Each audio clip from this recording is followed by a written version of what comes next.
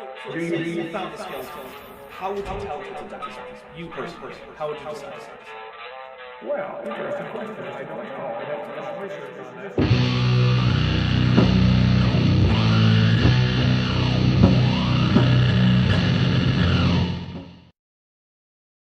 Hello, everybody. How are you doing? Welcome to, what is this? This is Tisdall Tuesday, I think number 15. Does that sound right? 15? I say that like I don't have the ability to just double check here. I'm literally looking at the opening. I'm looking at the video. I can see the title. It says 15, so it sounds right to me. It's probably 15 then, unless I made a mistake, which is definitely a possibility. But hey, you know what? Tisdall Tuesday is the show where I and Chesh come together to talk about a Canadian creationist, because they're not just from the United States and Australia, even though that is a lot of them. Yeah, it is. I would actually say that that's probably the majority of them, at least who speak English. And I'm pretty sure it's been exported to Canada. Probably, yeah. So it probably went from... So from what I can tell, it started in the United States largely, then it went out to like Australia, and then kind of came back a lot of ways. Like Answers in Genesis comes from an Australian group who's now, they were called Answers in Genesis, but now that original group is called Creation Ministries International, and now Answers in Genesis. Yeah, because there's drama. Right. And now Answers in Genesis has also started Answers in Genesis Canada, but they did that like decades ago. So like, yeah, it was a while ago. I don't know. But like, it's also spread outside of like English-speaking places. So like, you can find young Earth creationists in like Scandinavia, in Mexico. Like, they exist. In fact, actually, for a while, I think for like almost a week, I was desperately trying to search for anything that was like Spanish language young Earth creationism that wasn't just exactly the same as English language creationism, and I failed entirely. I listened to like 7 or 8 hours of people talking about creationism in Spanish. Oh, it was horrible. I guess it's a good way to learn a language and practice. I guess, but like at the end of it, I was like, I got nothing. I have no material out of this. Because like I was like, that's upsetting. You know, I could put up like subtitles, and I could like record my responses, and then maybe subtitle my response in Spanish, so it's like weird and cross-linguistic and whatnot. No, that would be cool. Yeah. I also spent today, after I finished the script, I spent 4 hours combing through 2 years of sermons from my childhood church that had been uploaded to YouTube after I found their YouTube channel. Not one of them was about a topic that I ever cover. So you're telling me you ain't found shit? Yeah. It's comb the desert. It's pretty rough. And then the other day I was looking for something that's not what you were doing, because you live in a desert. It's true, yeah. The other day I was looking for something that was like not Protestant or Catholic, because that's almost all that I cover. And I found a 2-hour video by an Eastern Orthodox Christian about evolution, and I was like, okay, there's no way that it's 2 hours of just him quoting like Theophan the Recluse or something like that, right? It was that, plus him quoting a bunch of Catholic saints that disagreed with him to try to convert Catholics to Eastern Orthodoxy, and there was nothing about the actual like evidence in science about young Earth creationism. He was just like, Catholics, you should be a young Earth creationist because we have more dope saints about evolution. I was just like, okay. I found out that I made people mad on Saturday with my philosophy show because we dared say that not every time somebody uses an argument that relies on like an emotion means it's a fallacious. And they were like, that's not what fallacies are. And it's like, that's just because somebody uses an argument that is related to how you feel about something does not inherently make it fallacious. Oh, okay, hold on. So Fearmonger, the Blurry Potatoes, who's been a member for 43 months, sends what he says is Tisdall's mail address, but I didn't actually read it very carefully because I thought it was an actual mail address, and I was like, I can't read that. But it actually says 69 PP box, who ate dicks, Quebec. You know, so after reading it, I am realizing what's going on here, and my apologies, Fearmonger, for telling you I wouldn't read that, because yeah, I'm apparently inept and completely like immune to humor. Do you, for anybody who follows my channel where I've been talking about politics, do you guys think that Tisdall Lawrence voted for Pierre Poilievre? Because Oh, the yeah. hell if I know. I think he did. Probably. Yeah. All right, so He might have voted for the block. I don't know.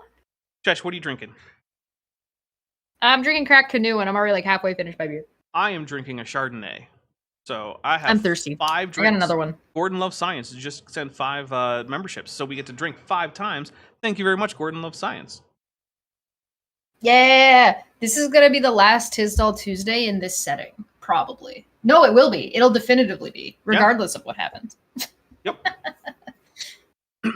All right. Hooray! So, I just want to go over the super chat goal and the drinking rules, and then we're just gonna plow forward into this. Oh, and there's one other thing that all right, so first of all, for the super chats, we have a 50 super chat goal, but any color super chat will work. So if you send a $1 super chat, it'll still increment that 5 counter. times. Yeah, that'll actually be the cheapest way to up the counter, is just keep sending $1 super chats. So like, I don't know, but it does limit you in terms of how long they can be. So that's there. If we get it, then I will not only give out another Steam key for Warhammer 40,000 Inquisitor Martyr, which is a top-down hack-and-slash action RPG, kind of like Diablo, but also Chesh and I will be unleashed, and we will be free to do all of the swears. And then also, if you guys like, I still have more to read from English as she is spoke. I have a couple super chats. Noramda puts in a blank super chat for $1. Thank you. And Dutch Tunic. Oh, this is going to be Spanish. Okay. At first, I was like reading, and I was like, "Are we doing what language are we doing?" So You have to think about it for a second. I do. That's the thing I do. Like, because if I don't recognize it immediately, my brain hasn't shifted gear to do like the correct like pronunciations. But Dutch Tunicate I official, barely do it in English. That's true. So Dutch Tunicate official for $5 says, "AIG es una estrella de mar con forma de." I don't know this word. Berenjenas. Berenjenas. La otra palabra de Berenjeans. cinco cabezas. Thank you very much. And then there's a Godzilla, a Murphy, and a Carmen. Some of my favorite emojis right there. Cheers, punk. All right. Let's see. So, the other thing that I want to point out is that I do have a new wish list in the description. So before I had an Amazon wish list, then when Amazon was like, "Oh, we're just going to start doxing people," I tossed together a throne wish list, which is basically the same thing as what was on my Amazon wish list, plus a few things I've added since then. But also, I just today found out, thanks to some people in my Discord, that I actually can change my Steam Discord to public. So, or not Steam Discord, sorry, my Steam wish list. So if you want to get me a thing on Steam, you can go do that too. This is not me asking that you go do that. However, I will ask a few people to click on the link to make sure it's actually working. And let me know, because I had some trouble with people clicking on it and opening it in a browser and having it not work, but having it open in a Steam client and having it work. So if some people could test that for me, I would appreciate that. Again, just at me to tell me how the test goes. That's not me asking you to use it to buy things. I'm just trying to make sure that it's available in case someone, I don't know, wants to get me like one of the cosmetic DLCs for Space Marine 2 or something. Templar Warden for 10 Kiwi dollars says, "This morning I put hand soap on my toothbrush and I had no one to laugh with. In general, my day has been crap. I'm sorry. Therefore, I am primed to Did be you generous. notice Thank you for all the before you content." put it in your mouth? Oh, that's a good question. I hope so. Yeah, I hope you noticed before you put it in your mouth. Oh, okay, berenjenas is eggplant. Oh, Don't you put it in your mouth. doing more censoring of Spanish, apparently. Fearmonger says, Oh. "Works perfectly fine on my browser." Awesome. Well, that's good to know, because I was honestly a little bit worried that it didn't seem to be working, and I was like, well, that seems silly. All right, awesome. Okay, so... Oh, wait, Hank says AIG for $2... equals an egregious... Sorry, you're good. I was just being a dick. Hank says for $2 dues... says AIG equals an egregious aggregation of eggplant emojis, and they sure do. Thanks, Chesh. I'll take a drink. I like that. You're saying thanks to me? You mean thanks to Hank? Oh, thanks to him too, but also thank you for making it confusing and weird. Yeah, that's what I'm here for. I know. You're welcome. Oh my god. Happy Pride Month, everybody. Happy Pride Month, everybody. Everybody be extra gay. Yeah, you have to. It's the law. In fact, actually, I And if think, you're already usually extra gay, you have to be more extra gay. yeah. In fact, I believe that if you're like in a straight relationship, that's actually illegal this month. So you have to break up temporarily. Yeah, you have to take a relationship break and go be gay for a month. 1 month. Yeah. And if you're asexual, too bad. You're going to be boning all month. No choice. But be safe out there. No choice. I'm sorry. It's just it's the law. the way it is. It's the law now. Yeah. If you're not trans, you are this month. Oh, wow. So wait, are you saying that the gay agenda is in fact trans for everyone, like Trump said? Yeah. But only for 1 month? But only for 1 month. Okay. Only for the month of June. Okay. Actually, I think that would be a really fun experiment if everybody got on board with that. Because, like, I really think people should try being the opposite gender for just a month. Just try it. Sounds like just see how it goes. So much work. It is! It's so much work. Like, oh my goodness. Okay, so the drinking rules, right? We have those. We're doing a show, Dapper. Good morning. How you doing? We're not just hanging out in Discord randomly. Okay. Sup, everybody? How's it going? Okay, so we have drinking rules. First of all, we're talking about Lawrence Tisdall, so most of these are if he does something. So, for instance, if Lawrence Tisdall says something that's just so stupid we have to take a drink, we take a drink. It's brain coolant. We will also take a drink if Lawrence Tisdall tells a joke that doesn't land or tells a story that doesn't happen. Now, that's a judgment call, but, like, whatever. The drink numbers don't actually matter. It's just for fun. In fact, actually, before I forget, you don't have to play along with alcohol or at all. You're free to play along with water, juice, tea, a vape pen, chips, high-fiving whoever you're sitting near. I don't care. Scritching your cat under the chin every time. High-five yourself. Yeah, sure, whatever, right? As long as you're not hurting anyone and, like, you're not doing anything illegal, then have fun with it. Or don't. That's also cool. But anyway, we'll also take a drink if Lawrence Tisdall actually mentions that political party from the 1930s into the 40s in Germany. We'll also take a drink if Lawrence Tisdall cites a source, and not only does the source not support him, which it typically won't unless it's a creationist source, but if it actively contradicts him, that's a Trojan source. We take a drink for that. If he confuses, which he won't, but if he does the thing where he confuses what we can know about Australopithecus or any other taxon to which Lucy belonged with what we can know about just Lucy as an individual on the basis of nothing but her skeleton, we call that an ad hominid, and we take a drink. Only once per stream, though. Let's see. We'll also take a drink if either Cheshire or I can successfully predict what he's going to say when he's about to say it. And let's see. I think someone just got me a gift for my Steam wish list. What are you guys doing? All right, hold on.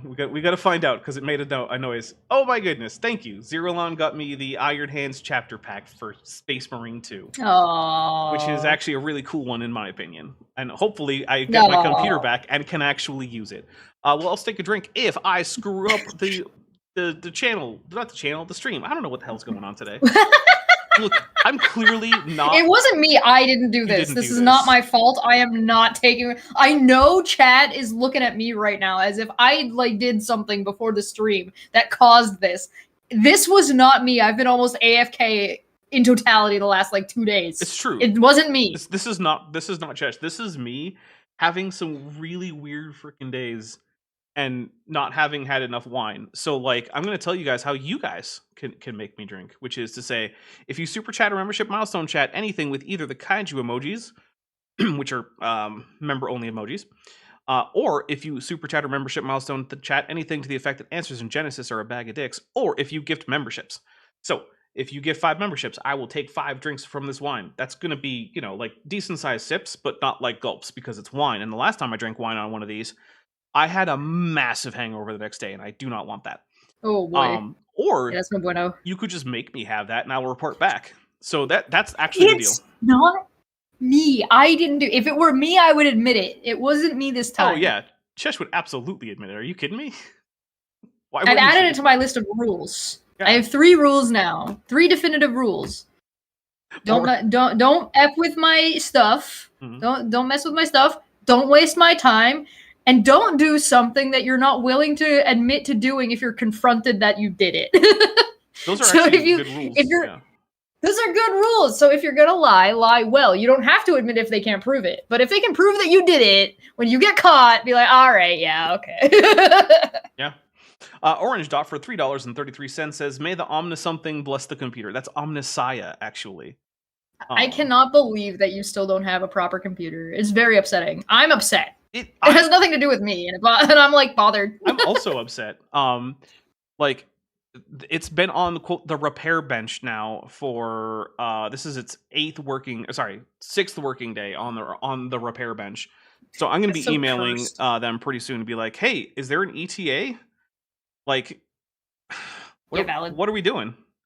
Like, I requested a repair because I just want the computer back, but like, why isn't my computer repaired? I explicitly requested it. Right? At a certain point, it's just like, just send me a new one. I don't like. What are you doing?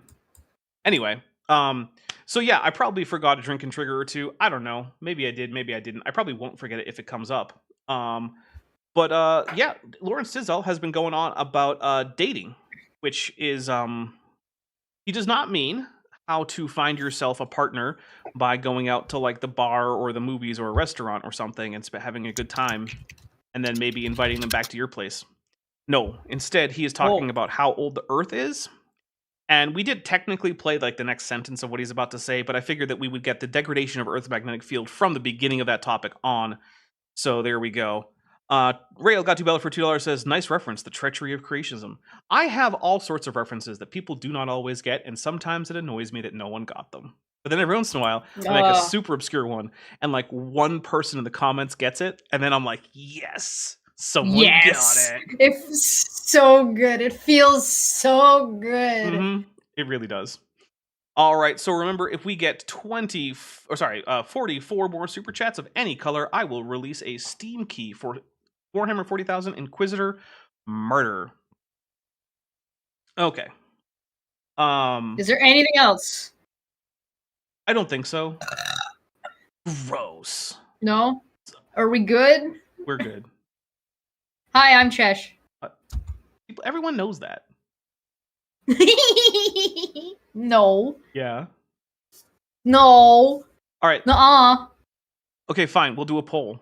Are you ready? Yeah. Okay. Did you know who Chesh was before the stream started? I'm gonna keep my beer right here. One of these is going to be a no, and it's going to be from Chesh, and it's not going to count. It's gonna be me, and it's gonna be me from Debate Hub, and it's gonna be on me on Manya's channel, and it's gonna be me on your Top Hats Off channel. Okay, so 4 of these are going to be Chesh, and they're not going to count. And the only reason it's not 5 is because I can't vote from your account. That's true, you can't. All right, here we go. No. So what else we have? We have degradation of the magnetic field. So the Earth has a magnetic field, and it basically shows the Earth could not be more than 20,000 years old. Okay.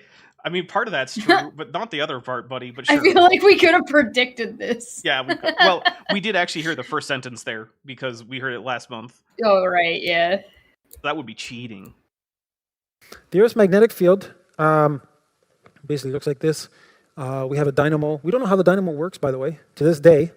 So that's actually broadly true. Like, we don't know exactly how the dynamo in the Earth's core produces the magnetic field. Like, we have a good idea, and we can kind of model it. But yeah, we actually, of the things that happen in the Earth, it is one of the less well understood. So I'm just going to take a drink for Lawrence being mostly right there. Technically, mostly correct. Yeah. Also, Zerolon, I am sorry, but I won't be able to get to actually have footage of that chapter pack until the computer's back. But when I do get my computer back, I will make sure to have plenty of footage. In fact, Chesh and I, before the computer died, we had agreed that we were going to go through a lethal run as her first actual like PvE multiplayer non-campaign thing. Yep. And I was just going to try to carry her through and try to keep like resurrecting her. Yeah, I'm not going to play. Yeah, without ever playing the campaign, without ever playing any of it, just the tutorial that you have to play. Mm-hmm. And that was going to be like a month since I played the tutorial. I'm not going to remember what any of the buttons are. I think it's fine if you erase that save I think it's fine. and start over and do the tutorial again, just so you know like the I basic don't think you controls. have to. I think you can just do the tutorial again. I don't think it stops you from doing that, does it? Maybe, I don't know. All right, here we go. I don't know. 100 years of research, and we don't know how that dynamo actually produces what it produces around the Earth.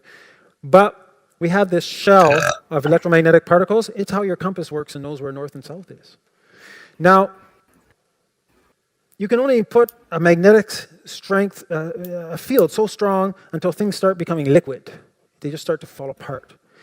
And if we Does being liquid mean you've fallen apart? I don't think that's what that means. No, I'm also not entirely convinced that that's actually a real phenomenon. I know that things that aren't normally magnetic can start to do things like levitate under intensely strong magnetic fields. But Yeah, that's how Magneto flies.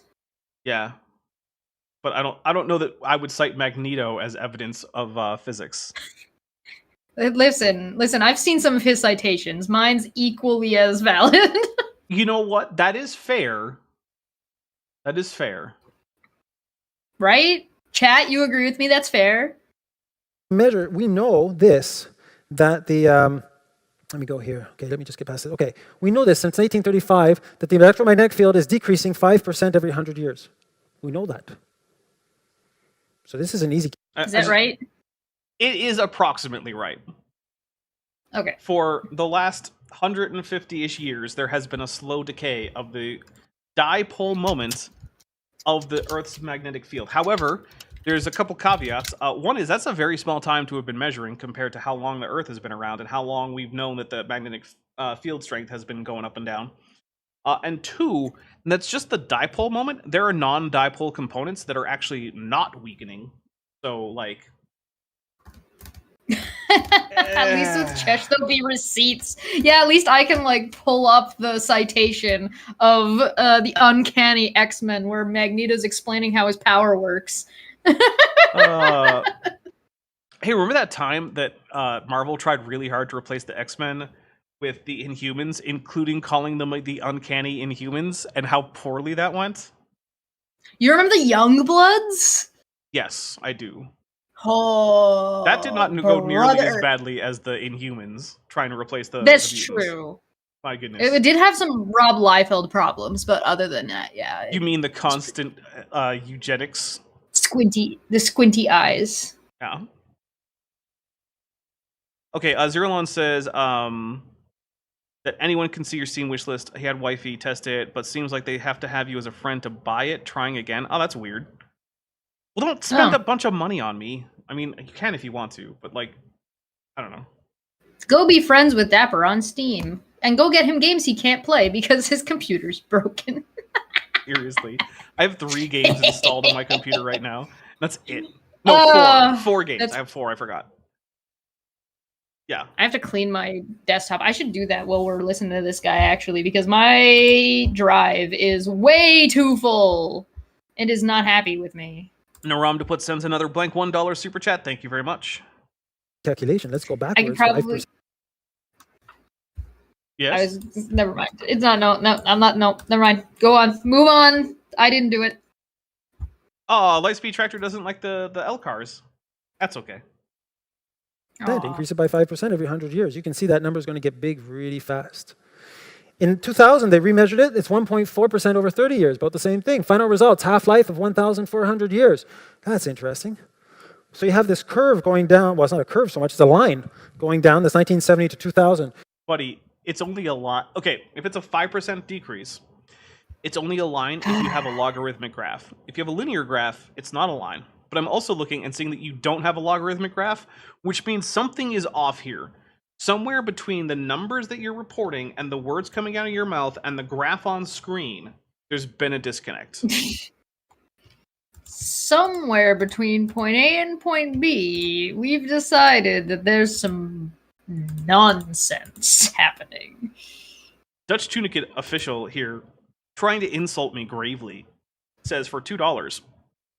Dapper, colon, do you have games on your phone? Who do you think I am? Do you think I'm Blizzard?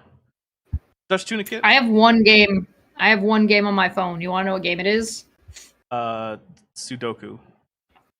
It is not Sudoku. That would involve math. Me? Really? Who doesn't have a single bit of math? I'm opening it. Okay. What is it? It's loading. Arrows. It's just stupid arrows in a stupid pattern. Oh, I yeah, just I've got seen that one. It's so dumb. And I'm just like boop boop boop boop boop. It's never the only thing I'm doing. All right, here we go. So it's getting weaker and weaker and weaker. But how long can you go backwards? Well, let's put the graph up. I think I did some. Infinite regress. I see. Yeah, Roshan says, look at the beginning of the graph. There's a reason you can't start there yet with 1970. Yeah, it's because if you go far enough back with a graph, it's not going to be a steady decline. But, Chesh, What? I want to know if you've noticed the pattern, because I've actually mentioned the pattern a few times, and we've encountered the pattern a few times. Mhm.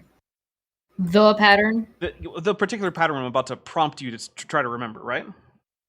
So there's this thing that creationists like to do with regressing, like processes and rates forward and backward through time. Do you remember what the thing they always do when they're trying to do that is? They do it wrong. It's a little bit more That's specific. really. Yeah, I feel like you're giving me something vague to work here with. Like, what do you mean that they like stop at a certain time frame, or they only apply like half of the information? No, like, what they cherry pick it. They'll do twin things. One is anytime that we have something that actually is almost certainly going to be constant throughout time, because it's based on like constants in physics and like just the idea that the universe doesn't change its rules willy-nilly all the time. And so like it's a part of just how the universe works that this be constant. They were like, yeah, but what if like it changed like the speed of light? Maybe it was 500 times faster in the past.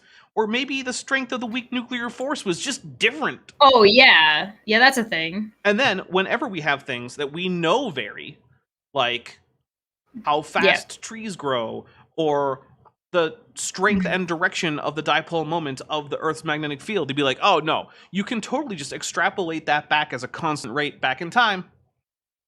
Oh, you mean they're inconsistent and hypocritical about when they choose to apply these things and when they don't? No, that's the thing. They're very consistent. They're consistently exactly backwards about which things you can extrapolate and which things you can't. Right.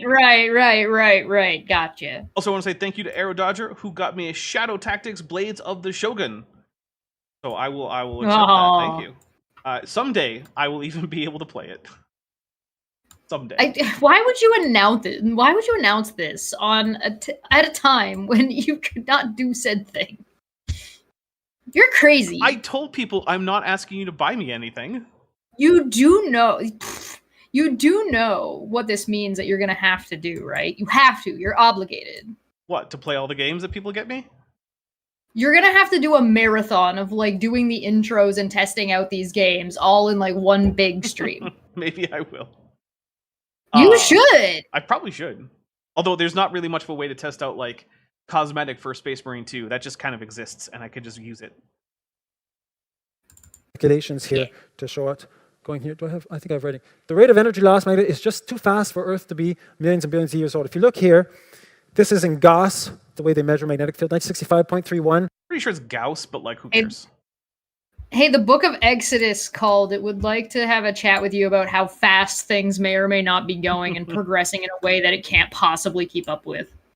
All right, so there's a big problem with this whole thing, but I want him to get through the argument before I really get to the sort of juicy what's wrong with this at a large scale kind of thing.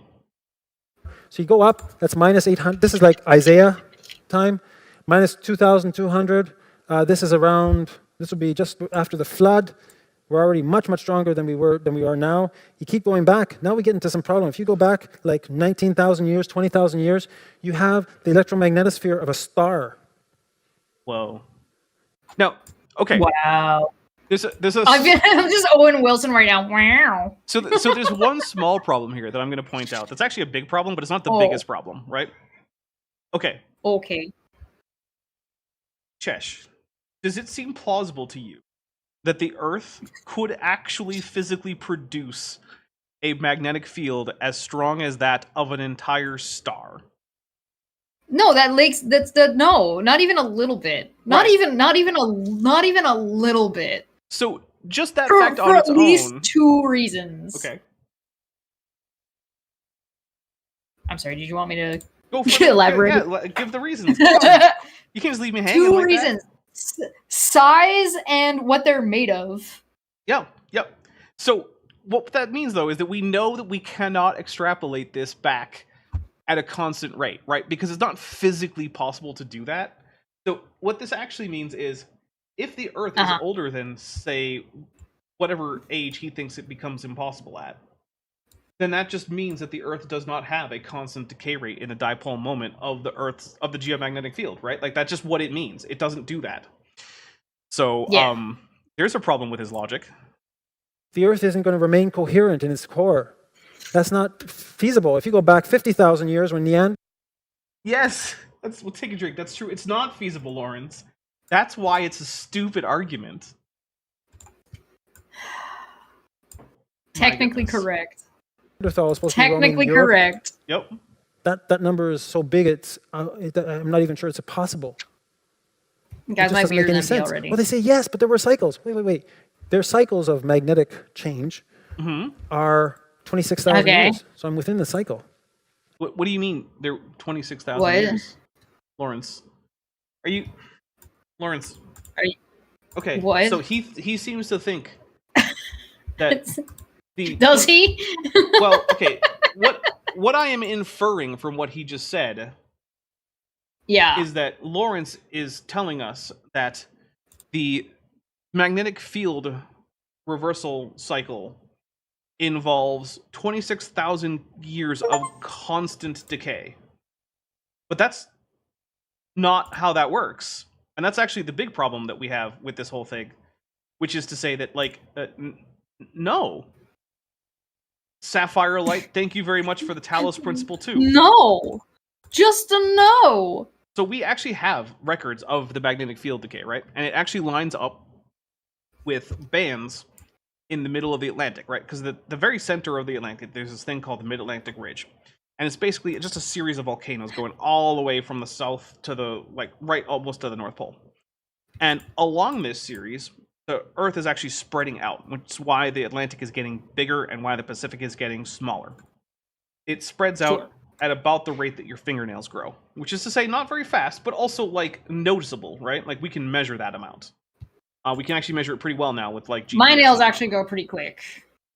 Well, it's approximate, right? Like, it might be a little bit faster or slower in some places and different people with different nail speeds, but it's like the same order of magnitude as how fast Cuban nails grow. Okay. And so what we can do is we can actually check, because when magma or igneous rock cools, it often contains magnetic or diamagnetic atoms, right? So, like, bits of iron or other things that can react to magnetic fields. And because it starts out molten, those things, especially the iron, actually line up with the directionality of the which direction the Earth's dipole moment is going, right? So, like, right now, Earth's south pole, magnetic south pole, is actually in the north. That's not always been the case. Because it did that flippy thing and people were freaking out about it. Right, but also the strength with which the magnetic components of the rock actually align in a single direction is directly proportional to the strength of the magnetic field. So not only do we have a record of the magnetic field reversing, but also its strength as it does so. And it turns out it does not simply decay or strengthen at a constant rate across a 26,000 year cycle. It doesn't do that. And for Lawrence to be right, it has to do that. But the record says it doesn't. And also, the idea of it being 26,000 or whatever years is based on that record that he thinks all happened during the flood year anyway. So if all those fluctuations happen during the flood year, it also means there is no such cycle, but also it means that you can't extrapolate the decay of the Earth's magnetic field into the past because you run into the flood. So at every single way you look at this, this is not a way to determine how old the Earth is. There is no there. Templar Warden for 5 Kiwi dollars says, clearly God made Earth out of a proton star. Yes.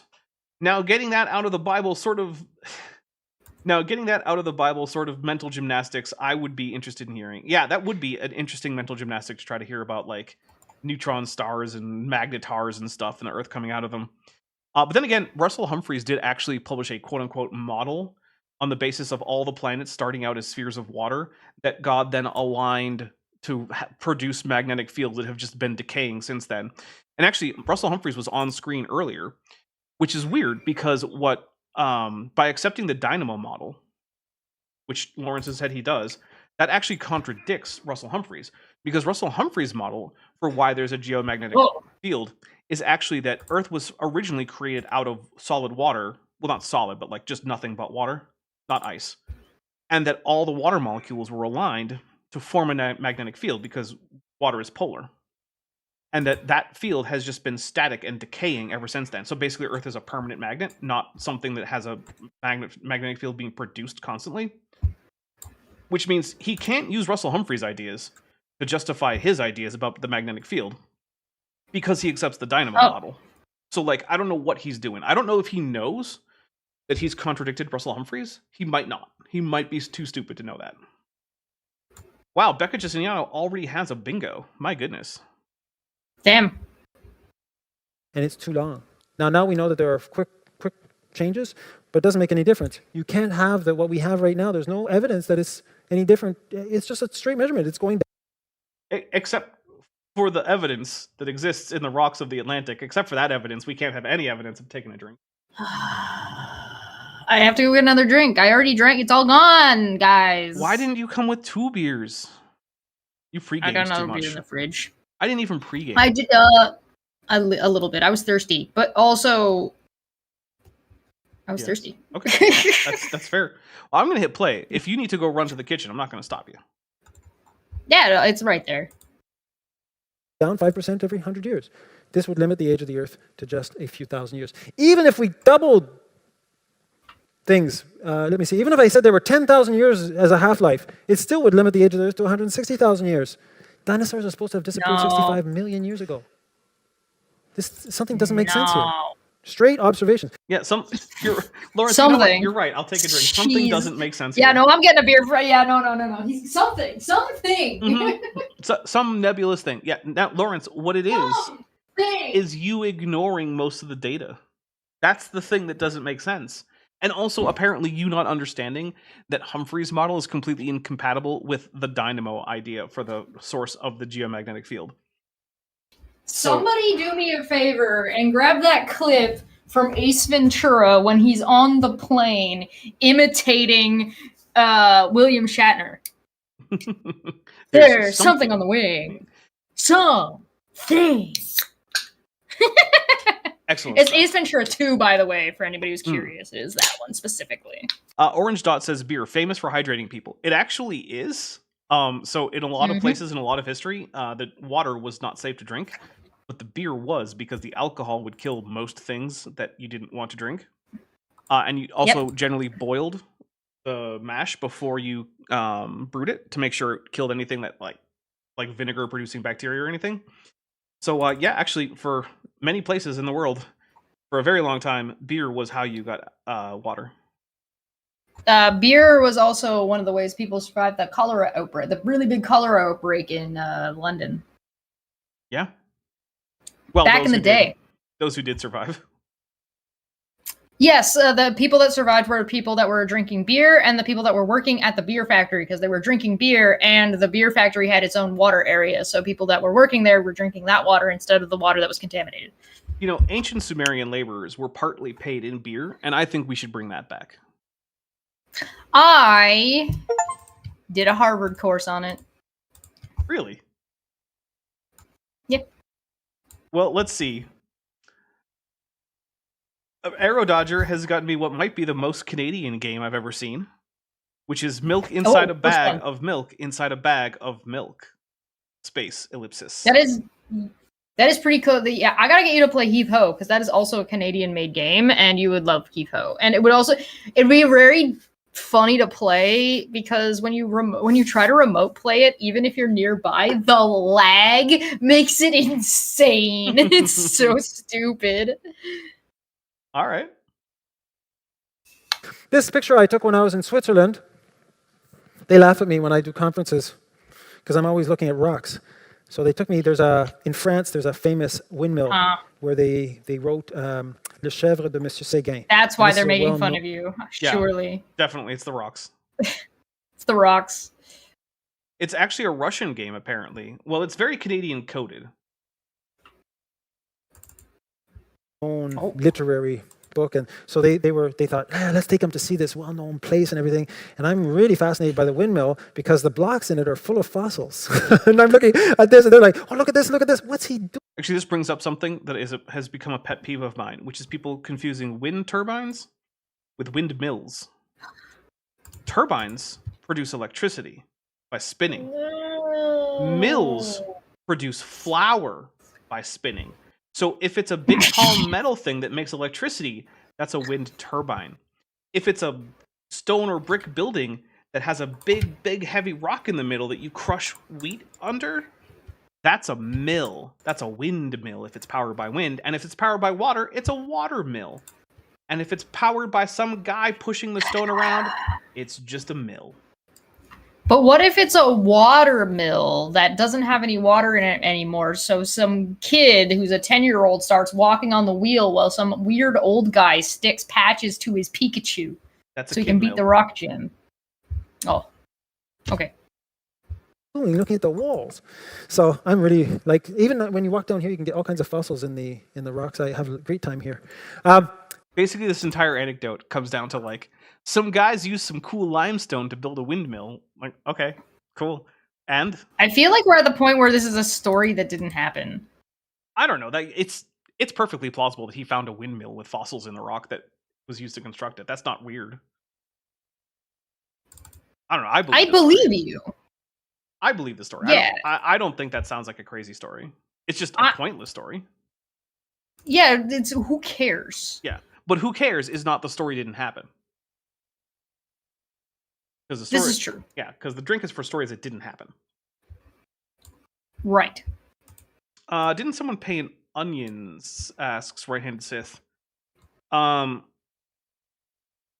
don't remember any people who were paid in onions per se, but like, has in the history of the world anyone ever been paid for labor in onions? Yeah, probably. So in Switzerland, I'm driving with the pastor through the Rhone Valley, and all of a sudden I see this, and I say, "We're going there." Now I sort of forgot we're in the Alps, and going there. How do you forget you're in the Alps? They're not subtle. What?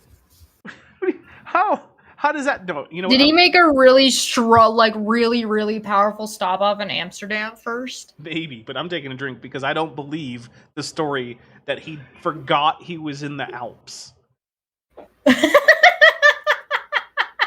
forgot I was in the Alps. Listen, there's some really beautiful parts of Canada. Some really beautiful mountainous, snowy, wilderness looking places in Canada.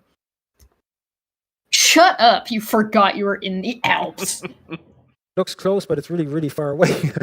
So it took us about an hour and a half to get where I wanted to go. Fearmonger points out that Amsterdam is nowhere near the Alps. It's not near the Alps, but if you had a powerful enough stopover in Amsterdam, it might still be affecting you when you get to the Alps. That's where you get it. Yeah, I knew what you were going for. Yeah. And Yeah. so here we'll get a close-up of this particular cut.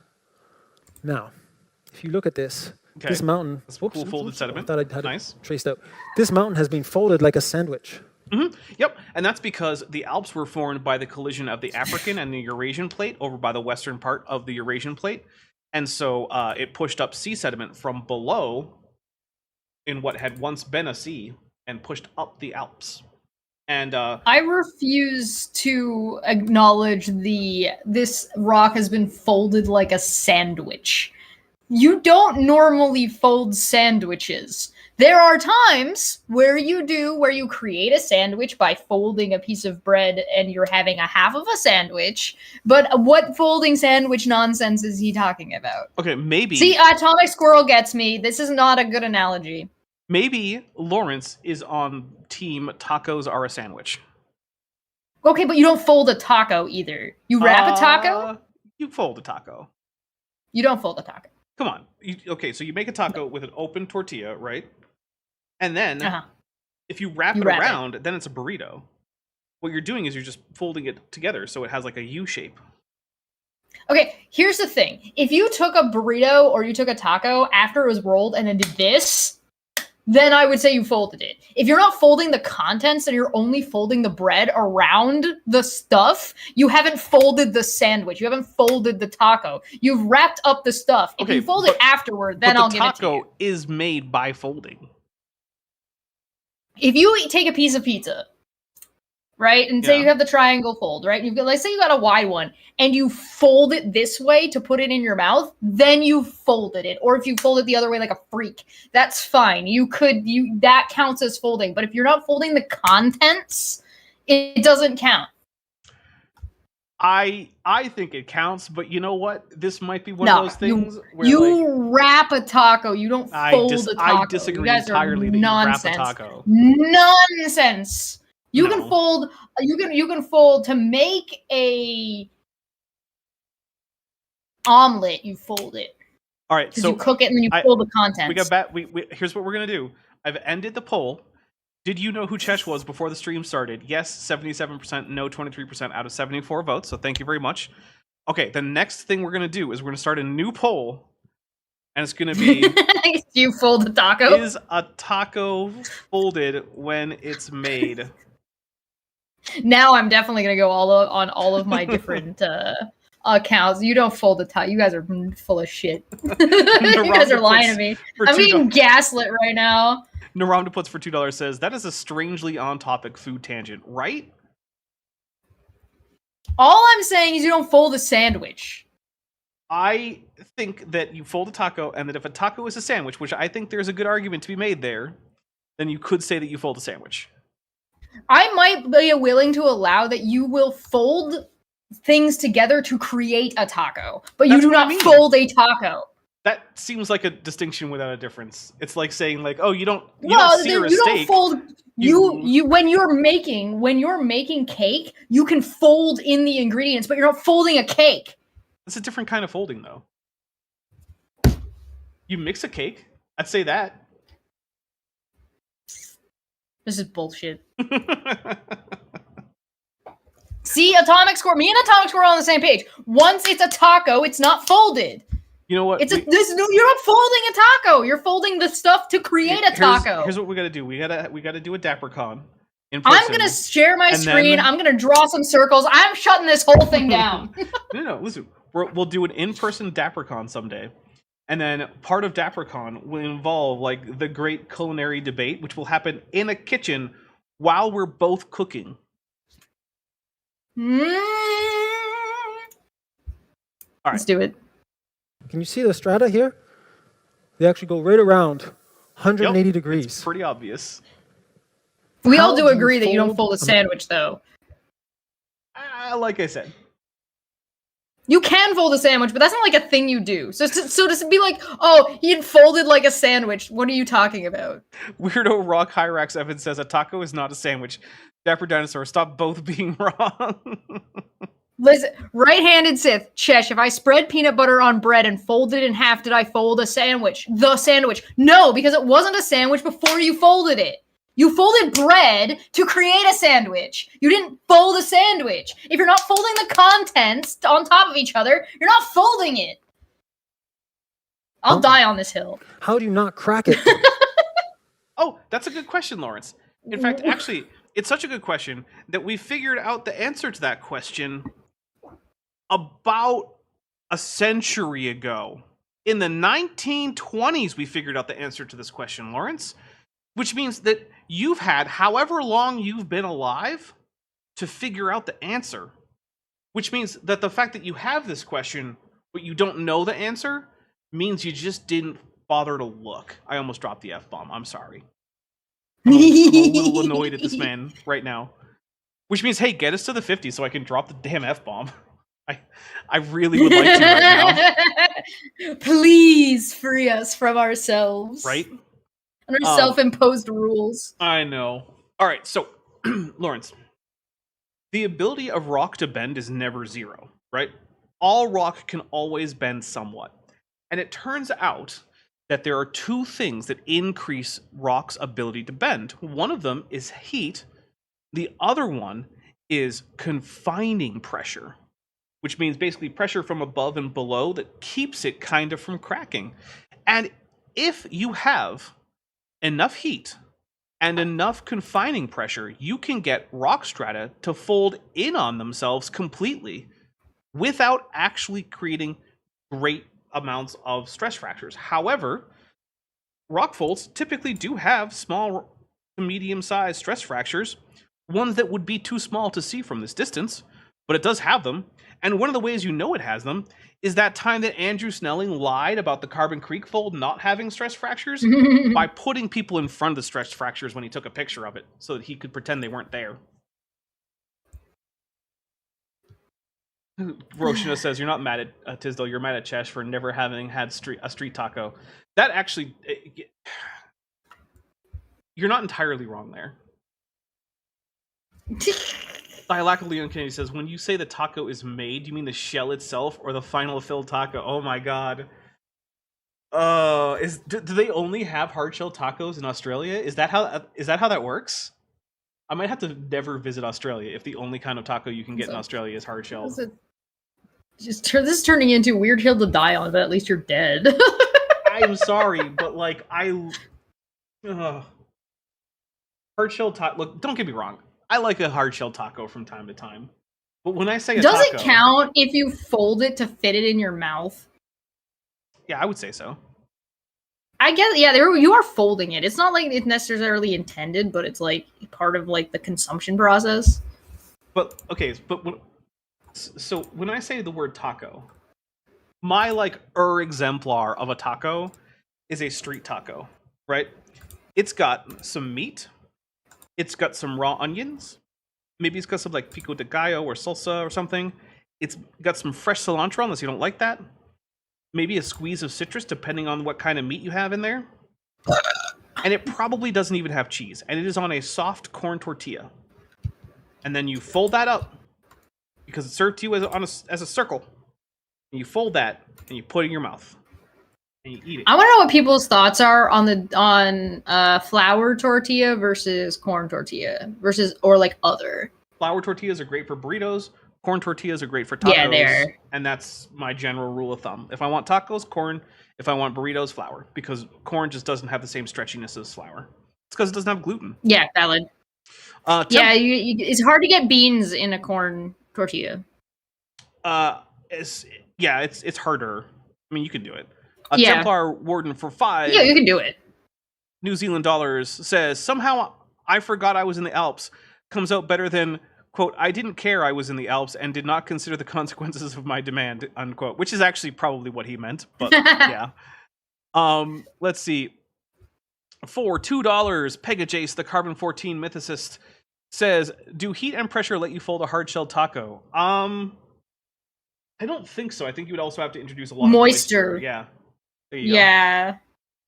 Right-handed Sith said, if I start with an open-faced peanut butter sandwich, then fold it in half, I have a folded sandwich. I'm just going to point out real quick, I did not get called a monster for 90% of my life for eating only half of a sandwich, just to be told that's called an open-faced sandwich. Also, it's not that in the year of our Lord 2026. It's not that you're a monster for eating half a sandwich. It's that you're a monster for being a small goblin, which is why you eat half sandwiches. Right. If this was folded slowly over millions of years, there'd be so much heat buildup, there'd be no fossils in here. But this is the Jurassic period. There's lots of fossils in here. That's not how that works. Lawrence, what do you think a fossil is? Because it's usually devolved. rock. What is a fossil? It's usually rock. So if the rock had folded slowly over thousands of years or millions of years, there couldn't be a rock in it? Is that the conclusion we're going with? Also, here's a fun fact. There are fossils that we have that are described that you can go look up that have been deformed with the strata they were in as it bent, including a Stegosaurus skull that is in fact warped to follow the warping of the rock it was in, which is super cool, by the way. It is cool. So I'm just taking a drink for like, hey, you know this thing that absolutely happens and that it is well documented in the paleontology literature? Nuh-uh. No. I don't like it. Nuh-uh. So it's fake. Fake news. Guys, I'm very tempted to drink a whole lot more of this wine. This is becoming worse than last month, I think. I have 3 more beers in the fridge. You might need them. Lots of ammonites. There's a few dinosaur stuff. But you can't do this unless this here is the same age as that up there. Why? Yeah, jeez, exactly. Says who? And who decided that? All that has to happen is that the folding starts at the same time. That's it. Problem solved. Wow. It's like, that's not even something that I have to go cite something for or look something up. It's like, how could all of these things have folded? They started folding at the same time. Does that mean they were the same age? No. Like, okay, think about this, right? Let's say I'm going to send this picture to you, and you need to send it to your Discord. Okay. Thanks. Join the Dapper Dinosaur Discord. Yes, it is fun. Okay, so let's say that you have some papers on your desk, right? Like you have an inbox for folders at work, right? Or for papers, I mean. Okay, so this is the papers that you were served? Well, thanks, Kyle. Whoops. All right, so you have this inbox for papers, right? Now, one day, your boss fires you, right? Okay. So oh no. You decide, you know what? Screw this place. I'm not going to bother with any of this like proper like turnover of all my stuff. Like, I just don't care. This place sucks. I don't want the recommendation from this I would place. do that. Right. So you take all the papers from your in tray, right? And you fold them up and you toss them in the trash. Now, they all folded together and they all have roughly the same fold. Right? Because you just did it. You just folded them. Yeah. Does the fact that were all folded together and have the same fold mean that all those papers were put into your in tray at the same time? Nope. That's it. That's the whole explanation. Nope. That's not how that works at all. Dutch Tunicate Official. One does not preclude the other. Dutch Tunicate Official for $2 says, I want chicken fajita tacos now. I always, and I mean always, want lengua tacos. I'm offended. I'm defended that you called the fajita properly and didn't call it fajitas. Oh, I'm sorry. Yeah. All right. Because it all folded at the same time, so it was like plasticine. Right? What? No. It was like plasticine. No, it was rock, It was like Lawrence. plasticine. It was rock. If it was still soft like plasticine, then we would notice mixture between the layers, and there would be bulges and a soupy appearance, which is hard to understand what it means until you see it. But then you look at it and you're like, no, that's the correct word. It's soupy. I don't know what else I could possibly call it. Soup. Yeah. Don't drink that or eat that soup or whatever. What's the correct verb for consuming soup? Is it drink or is it eat? Might depend on the kind of soup. See, this is why Klingon is the superior language, because you've got words for eat, shop, drink, shoot, and also consume soup. What is it? I'm just gonna point out, because I think this matters. Culinary terms are not technical terms and not inherently ubiquitous to any particular thing. That is why you have these like nonsense. There is a hot dog a sandwich? It doesn't. They're not technical terms. It doesn't work like that, and they're entirely based on when and what culture you're looking at the time. Next debate hub: Chesh versus Dapper. Are hot dogs a sandwich? No, 2 people are going to debate this, and then I'm going to say everybody's wrong. This is culinary terminology, not technical terminology. Stop pretending that culinary science is the same. It's still science. Goop23 for $2 says, bent fossils, no relation. Correct. All right, here we go. It all folded. So you had all these strata laid down horizontally, and then a force came, well, a continental force came this way, pushed, and it folded like modeling pottery. And then you had another event over the top. You can see that. See, there's other events that came over the top after. No, I can't because whoever's the cameraman isn't properly framing this. I can't see, Lawrence. So water was on top of this mountain after that event occurred. Okay, sure, maybe. I don't know what you're pointing at, so I can't assess this. Maybe. I don't know why that's a problem, because water levels fluctuate and also land can fold and then subside and then push up again, right? Like, the Appalachian Mountains are actually only mountains because of subsequent uplift of that area. They actually weren't mountains a few million years ago, even though they're still the remains of some of the oldest mountains on Earth. So, like, I don't know, geological history is complicated, but we're going to take a quick break because I feel like I need a refresher on my wine here. Good call. Yeah, so we're going to take a quick break, and when we come back, we'll have more Lawrence. Not of Arabia. Hooray! Of Canada. Lawrence of Canada is a much worse movie than Lawrence of Arabia. So far.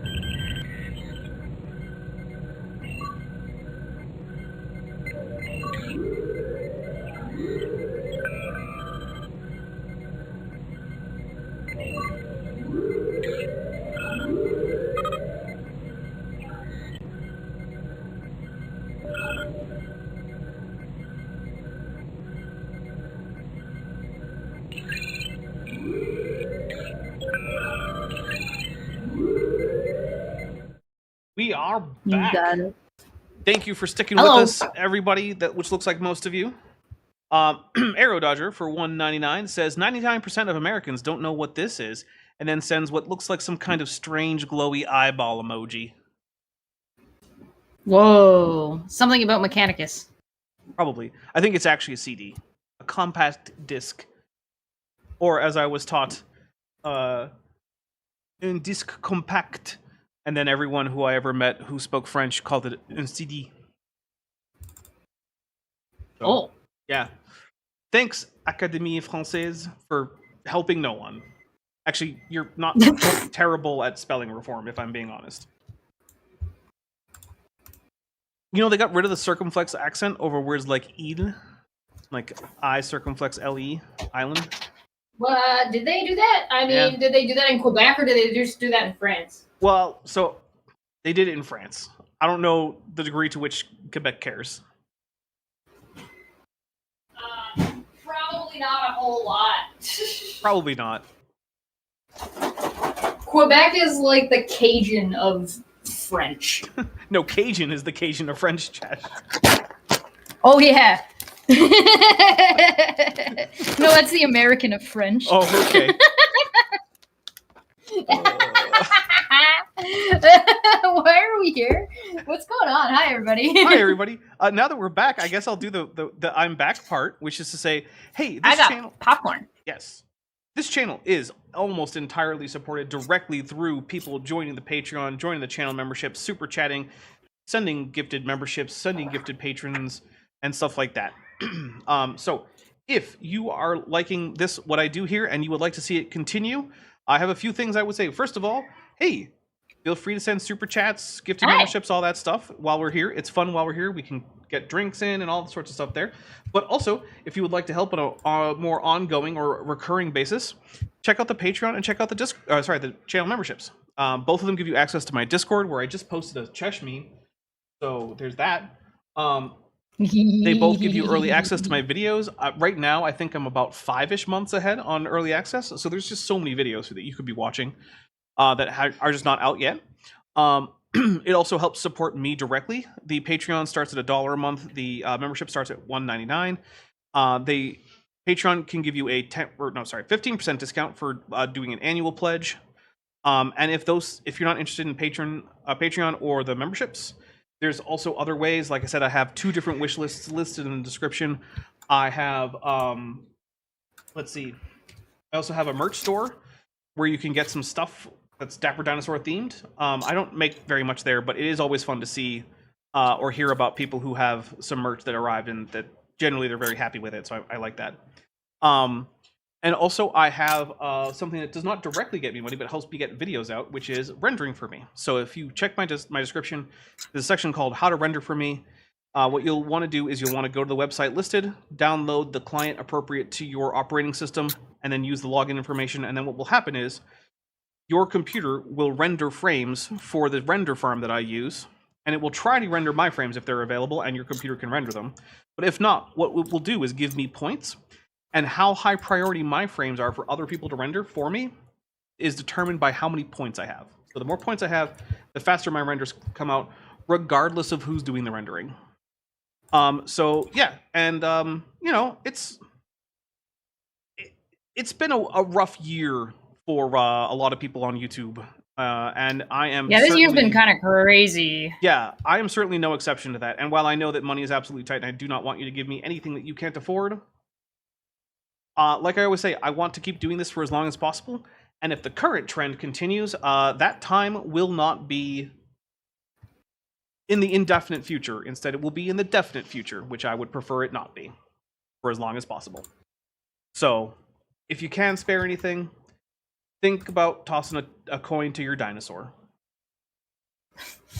Toss a coin to your dino, oh valley of plenty. I'm not gonna do that. All right. Okay. I'm not asking for money. Go subscribe to Debate Hub though.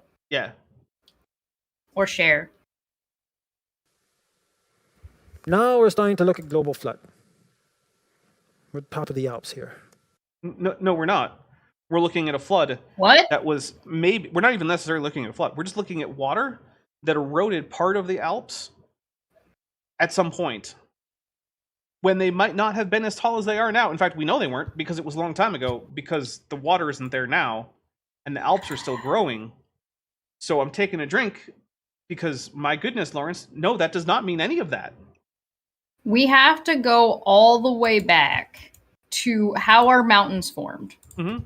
Because that's where we are. This is I've talked about this a couple of times on my own channel.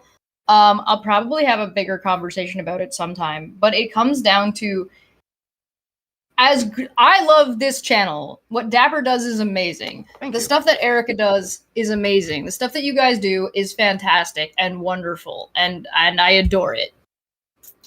You can't have a conversation with Lawrence. Not that I think you're trying to. Sometimes you guys do. Sometimes you guys are trying very, very hard to have a conversation with somebody, and what you're saying is correct, and what you're doing is right, but you are not at the level that the person is at. You guys are starting here. And I've seen everybody doing it. This isn't a criticism, by the way. This is just an observation. And that's like, you guys nobody's ever going to reach these people that you're trying to talk to because you're not speaking at a level they understand. We are literally have to go all the way back. We can't talk about folding sandwiches. We can't talk about rocks doing whatever rocks do. We are all the way back to how is a mountain formed? We have to go even further. Even that's already too advanced. I know he's the one who brought it up, but even that's already too advanced. We have to start with, what is science? What is this? I had somebody come to my chat and have the audacity to tell me that windmills do nothing and they're from China. And I'm Drink like, for oh, Godzilla. nice. Do we really need to start the conversation with what is a windmill and what does it do?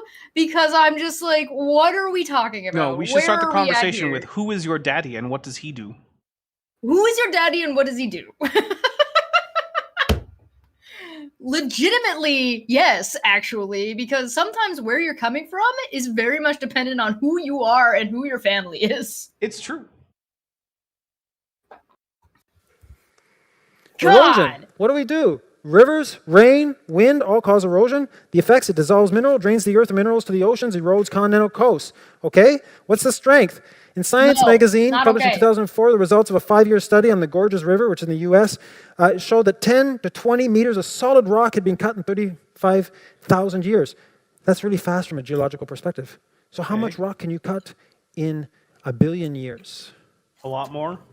You cut the whole continent. No, you look at his face. He thinks he's making a point. Oh my god. Okay, so Lawrence, a few things. Just a few things. The rate of erosion depends highly on the amount of relief over the landmass being eroded, and as it approaches sea level, the rate of erosion goes down because the rate of erosion is highly dependent on the energy gradient in potential energy from the highest elevations to the lowest elevations. Because that's where you get the energy to actually transport those sediment that you're eroding away and weathering away. So as a continent gets lower overall, it necessarily, because of physics, lowers the rate of erosion. Further, if only there were just things that built the elevation up. Like, I don't know, the mountain forming that you were just talking about that I know you know about. I'm taking another drink. How? You said the thing. You said the thing that is the thing against your thing that you're thinking about. Just seconds ago. Where are your balls, Lawrence? I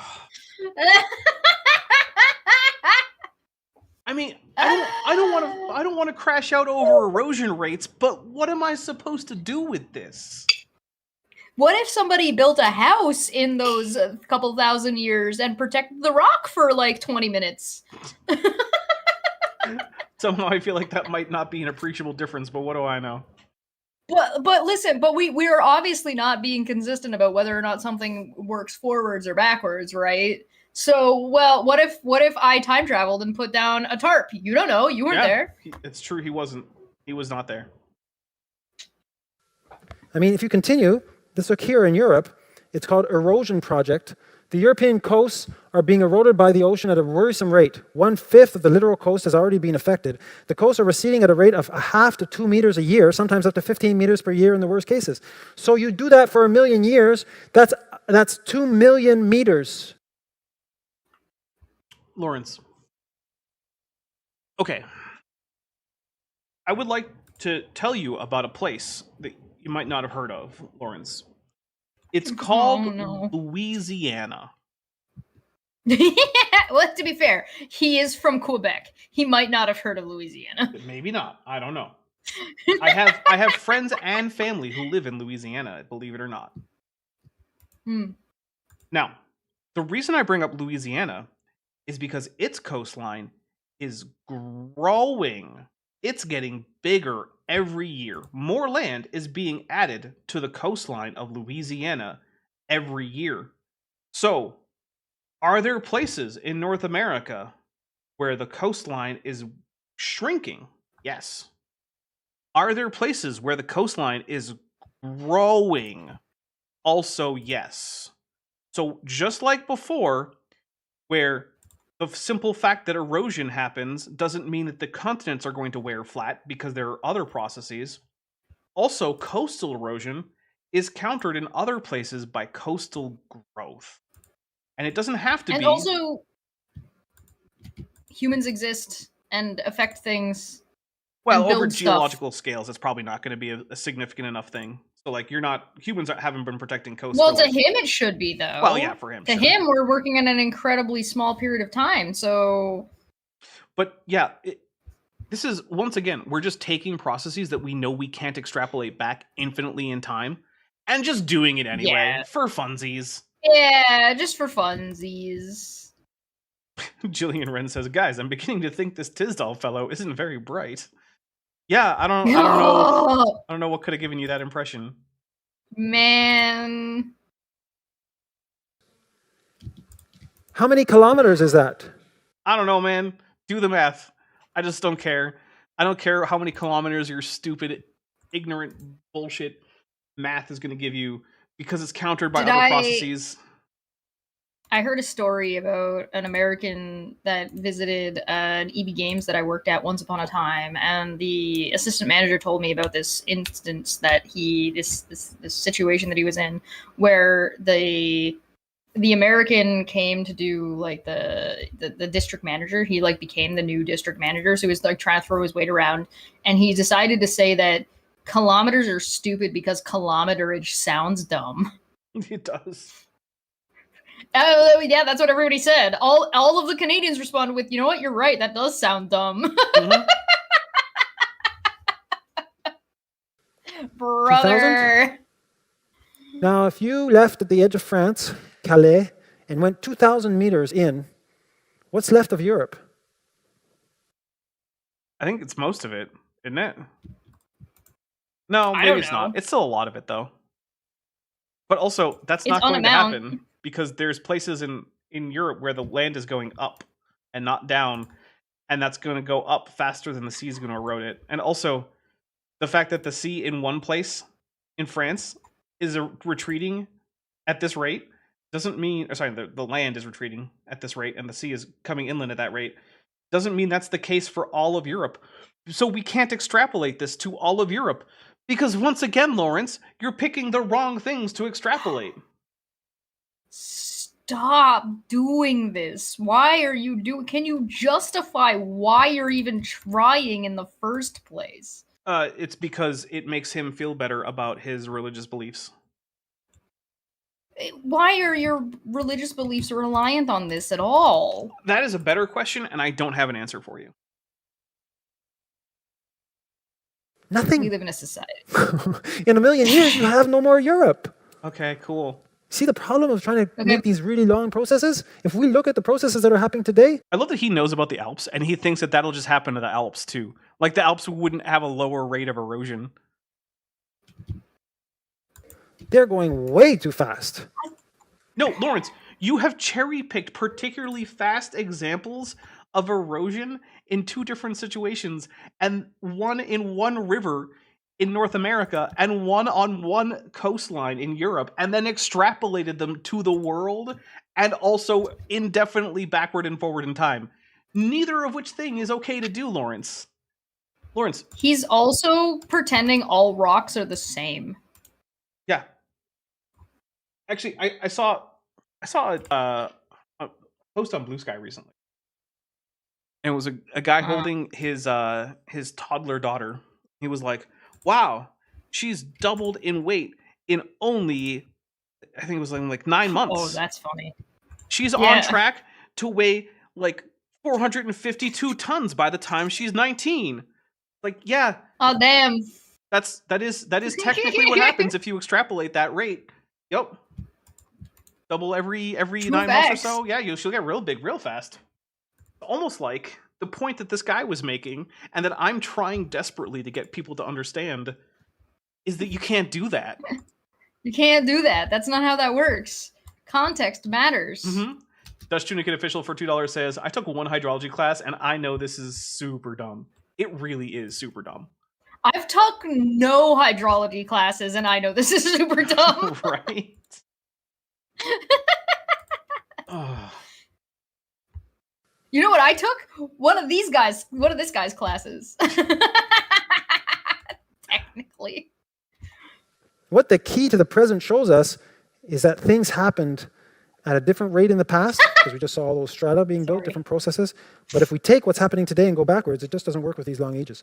Yeah, if you cherry pick and then universalize rates, Lawrence, but do you know what no geologist does? Is assume that all rates are always constant all throughout time. Instead, they look at ranges of rates, and they look at things like how much energy is in a depositional environment, and things like that. And then they get estimates based on that. And also they do absolute dating, so it doesn't matter that much anyway. Sorry, Chesh, I cut you off. Go ahead. No, I'm stuck on the what we learned from this is that things happened. Like, Yeah. Thanks, champ. Yeah, events in fact occurred in the past, if you can believe it. If you can believe that. Wow, crazy. Templar Warden for 2 Kiwi bucks says this man is failing primary school geography. Correct. This man is failing, period. Well, End that of too, sentence. yeah. This Some man estimates from is... geologists show that the North American continent will be completely flat in 10 million years. 10 million. No, he's a flat earther. Lawrence, I have lived for my entire life in North America. That's not to say I've never been outside of North America, but every place that I've ever had a residence, it's been in North America. Okay?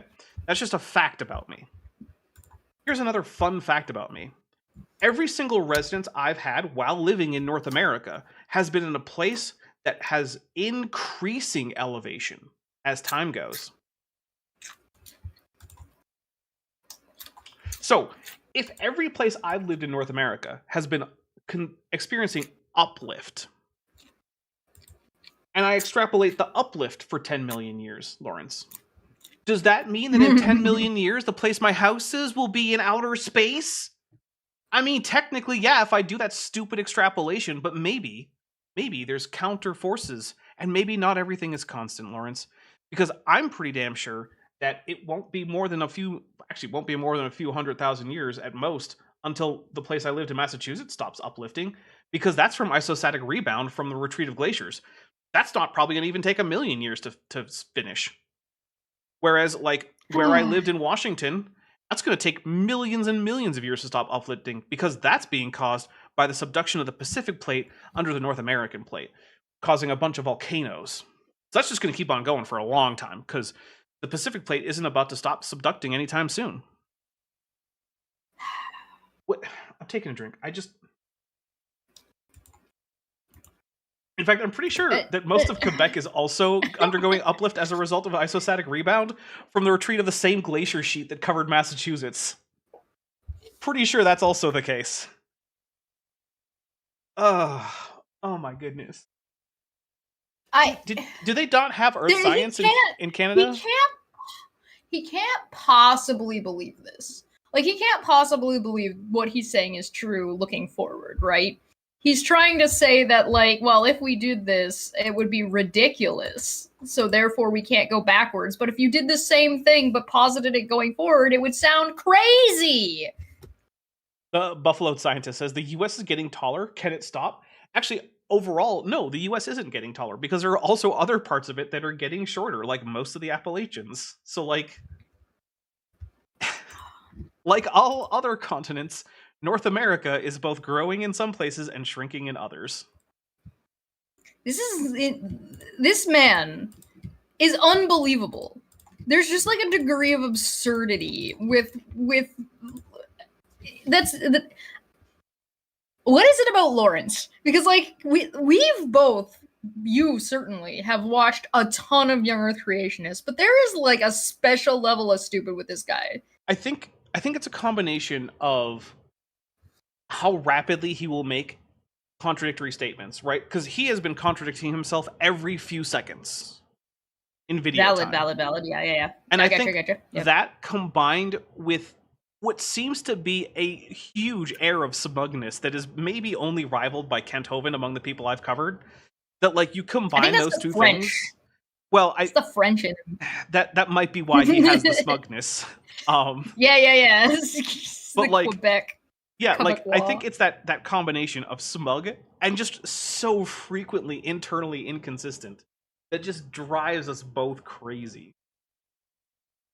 It's one thing to be wrong. It's one thing to say something that's just completely crazy in the face of the last thing you just said. Yeah. All right, well, I'm going to hit play. Yeah. Oh, by the way, if you're wondering why there's gameplay overfunding, it's because I don't currently have that file and my computer is already... This is a laptop, and just doing the stream Wait, is do you need me to stretching it. send you the... Do you need No. me to send you the Blender file? I have it. No, I have it on one of my drives. I just haven't grabbed it. But, like, also... Oh, okay. This computer is being stretched to the limit in terms of, like, its Yeah, it's capacity already doing its best. right now. Yeah. So... Yeah, valid. Yeah. Yours is Everybody ridiculous clap amount for of Dapper's laptop. Yeah. It's Oh, boy. It's been... First of all, I want to say thank you. This laptop was indeed funded via GoFundMe money from like a month ago. Thank you. I want my new computer. Sorry, I want the other computer back, though. I really, really, really want that back. Please, I want this to be over. I mean, the laptop does give me more options. So, like, I can do things like if I decide to travel, I can do a show while on, like, the road or at a destination or something. So, like, that's It's great. definitely useful. Yeah. Yeah, it's cool. But I do for not... things. I am tired of it being my primary production machine. I need that to stop. Yeah, that's no bueno. All right, here we go. time. But consider they think dinosaurs disappeared 65 million years ago. Lawrence, okay, I'm going to talk Stop to you with like your you're gonna face. watch this. Lawrence, if you watch this, I want you to email me. And I want you to tell me, do you think that paleontologists, most of whom have geology degrees, and all of whom have to take extensive geology courses, even if they come in from a biology background, do you think that all of them noticed this insurmountable problem of erosion and how it completely throws off timescales? And then also noticed the conventional dates for things like the end of the Cretaceous or the start of the Triassic. And then we're just like, nah, that's fine. I'm not going to worry about that. Do you, like, is that what you think all the experts are doing? That there's this one obvious thing that makes all the experts wrong and they just missed it? Because here's a pro tip for everyone. If you come into a highly technical field with no background in that field, and you think you found the one simple trick that they all missed that proves everything they think is true wrong, you're just probably wrong yourself. That's the most likely explanation. That they already know about this, and you're wrong for some reason you've never considered. That's what's most likely, Lawrence. You should know better. Yep. Especially since you're teaching this as an authority figure. You should have looked into this already. Water covers 71% of the planet. If you raise the Mariana Trenches or the deep trenches of the ocean and you lower the mountains a bit, get them a little bit more equidistant, you'd have over 3 kilometers of water on top of the Earth today. Cool. It's true. If things were different, they'd be different. Take a drink. That's correct. Good job, Lawrence.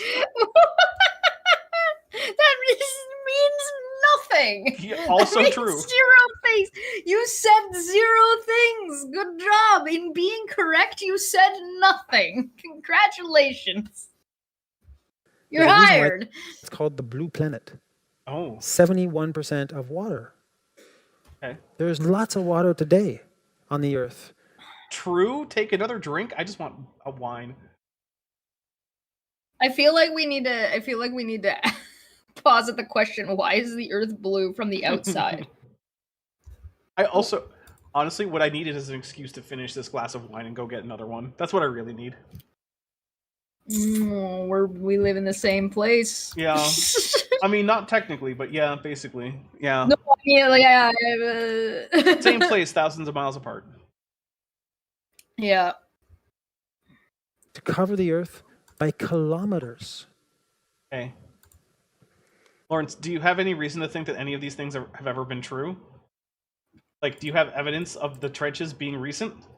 Like, real recent? All right. Having fun yet? No! Okay. End me! Okay. I'm having fun in that I enjoy hanging out with chat, and I enjoy hanging out with Chesh, and I like this wine. But also, this is an intensely painful experience. If this was real life and we were watching this guy and we were sitting there listening to him and we were live, I'd be rolling up my sleeves and you'd be grabbing me. Yeah, probably. As I was like getting up out of my chair right now. Are you having fun? I'd be like, oh, why I oughta. You know, I have been to a couple live creationist lectures. One time when I was living in Washington, I went with a couple friends. So, like, if we ever do that DapperCon live in person, we should also try to schedule it around like a scheduled creationist talk, and we should crash the creationist talk. Yes. That'd be fun. Yes, we should go to the bar first, and then go back, and we'll all bring paper bags with our alcohol in them. But also, I'm pretty sure I saw this guy live. That's how I ended up with his disc. Yeah. Keep quiet. In mountain ranges, a rate of erosion of 1 meter per 1,000 years is commonplace. So think of that. 1 meter per 1,000 years in the Himalayas. So why do... Okay, I know that English is a second language, but it's Himalayas, not Himalayas. But Himalayas? Whatever. I can't say anything. I have no words for that. Himalayas is actually closer to what it is in like Tibetan, so like maybe he's just going for that. I don't know. My dad does that sometimes because maybe like, he's just he visited Nepal or something, and now he's like, "We can do it with Nepalese," and I'm like, "Yeah, okay, Dad, thanks." And then sometimes he'll say, "How you like that kukri, son?" And I'm like, "Well, it's cool, but I don't have a use for a kukri, so like it's just kind of sitting there." The mountains always still exist with fossils dated at several millions of years old? Okay. Does that make sense? Yeah, Lawrence, it does. Because remember how you said that mountains grow? That's also a thing. Sometimes mountains are growing faster than they're eroding. And then the bottom parts of the mountain are even older than the top parts of the mountain, and sometimes they have fossils in them. Do you think that the conventional explanation for mountains is that, I don't know, they just appeared one day and they've been eroding ever since? Do you think that's the conventional geological explanation? I'm taking a drink. I think that's what he thinks happened. I think that is what he thinks. I think he thinks that the Earth was created, and so all the mountains were already there. So any erosion that takes place, all of the mountains were bigger before, and now they're smaller, and they're only ever shrinking. Yeah, it's certainly what it's certainly what I would infer from what he's saying. And the only reason, he was being consistent, that is what he would believe. Yeah, the only reason I have questions is because it's so stupid that I have trouble believing that that's a position that a real living human man is taking. I don't think I think if you were to confront anybody who makes these claims directly in a one-to-one setting where you are not necessarily recording them or not on the thing, and you said, okay, is this really where we are? Is this really what we're doing right now? And you were to walk them through it, they'd be like, well, that does sound silly. And I'd be like, yeah, so maybe, maybe. Right. Stop. Fossils are millions of years old, but look at the rate, 1 meter per 1,000 years. You're going to have no more mountain in 100,000 years. Unless the mountain's growing, Lawrence. Where do you think? Okay, we got to go back. Remember when I said we're already too far forward for Lawrence? We got to go back. What is a rock, and how are rocks formed? Well, that depends. But yeah, it does seem like that is part of the problem. Is that he does not know like the very first things about geology. Like it's not Yeah, clear to me. we literally have to have a conversation of where do rocks come from. We literally have to have a conversation because this man thinks that the earth, like under the ocean, is more ocean. Renee Reborn over and over and over for $10 sends a pride flag and a trans flag, and of course, happy pride and trans rights. Sometimes I wonder how leaving talks like this, feeling more confused. Oh, sorry. Oh, start over. I figured out the whole thing. Sometimes I wonder how leaving talks like this, feeling more confused, isn't more common. So, and then AIG is a bag of dicks, so we'll take a drink. So I actually recently came across some science about this. It turns out that for most people, listening to something feels like learning something. Even if you didn't learn something, and even if the thing you listened to didn't actually make sense, if you didn't notice that You absorb at the time, information, yeah. that's the thing, you often didn't even do that. What you did is Yeah. you feel like you absorbed the information. You actually absorbed very little of it, and you felt like you learned regardless of the fact that it was gibberish. In fact, this was tested by having a fake doctor go to a conference and give a talk that was designed to sound meaningful, but to actually mean nothing. And then polls were taken of the medical doctors who sat and listened to the lecture, and the majority of them felt that they had learned a whole bunch of stuff and that it was a well-done talk, when in fact it was just an actor speaking gibberish at them for like an hour. And these were trained medical professionals. It turns out that listening and paying attention and looking for logical problems is difficult, and you have to learn how to do it, and it takes effort, conscious. It's effort. active. Yes. It's active. It's an active thing that you participate in. You can't just like assume you're doing it just because you're listening. Yep. No. So, like, this is actually a thing that has been a studied phenomenon. It turns out just listening to things and thinking that you've learned is both common and usually incorrect. Yeah, stop thinking that. Which Immediately. Now, I do recognize that is a problem for me, given that the majority It of is what I very do, much a problem for you. the majority of what I do is try to inform people about things by talking at them. I would say talking to, but you're not in the room, so like it's more at. So right. What that means is, if you're listening to my content in order to learn something, you can't just use it as background. You can do that, but you also need to be engaged and thinking about it actively, which you can still do while folding laundry or like sweeping up or whatever. Because I know people, they're listening to my stuff as background noise. I'm doing stuff right now. Yeah, you're cleaning up your desktop. I am. Well, not my Years? desktop, but Whatever. yeah. No, this shows the Earth is young. Sedimentary strata of all ages are perfectly conserved in mountain regions. Where's the erosion? You know, It's higher. Where's the Then erosion? It's in the part of the mountain that's not there anymore, I Lawrence. can't see it. I can't see it. Take I it. couldn't see it from my helicopter from a billion miles away when I forgot I was at the Alps. I took a drink. Lawrence, if it had eroded away, why do you think you would still be able to see it? Where would you go to look for it? Good question.